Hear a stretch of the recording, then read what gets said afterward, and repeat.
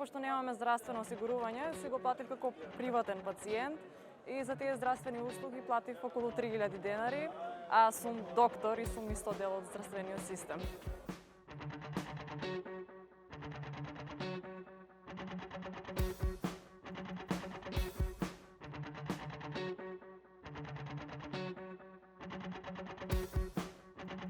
Јас лично одложувам преглед кој што би коштал приватно преку 250 евра, веќе неколку месец. И се надевам дека нема се влоши моето состојание. Максимално изреволтирано, дури и понижено на некој начин.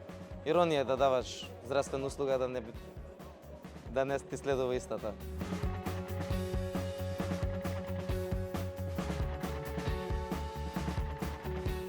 Ние се надеваме дека властите ќе превземат мерки за да не задржат во државата, не нас против тоа да не бркаат. На некој начин ние сме избркани, не си одиме сами. Инвестицијата паѓа на товар на оваа држава. Бенефитите ги користи друга држава.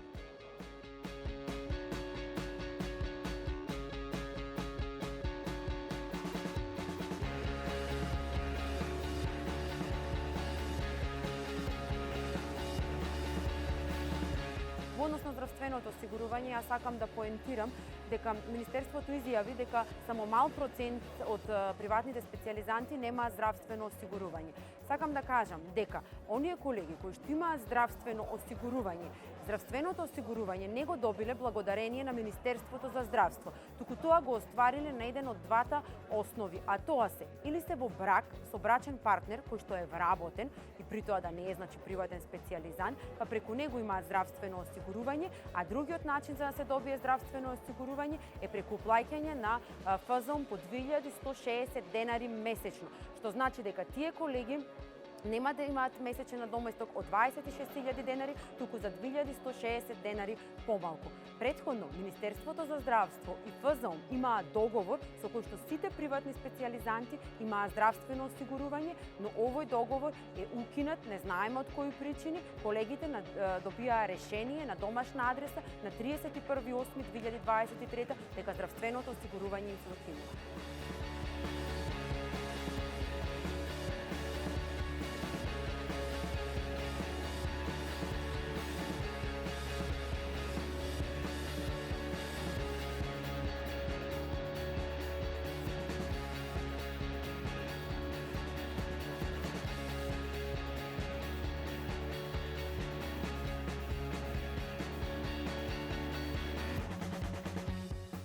Во интерес на пациентите, како што би добиле соодветна грижа и таковните случувања моментално во државата, ќе оставиме штрекот во мирување до дека заврши овој изборен циклус.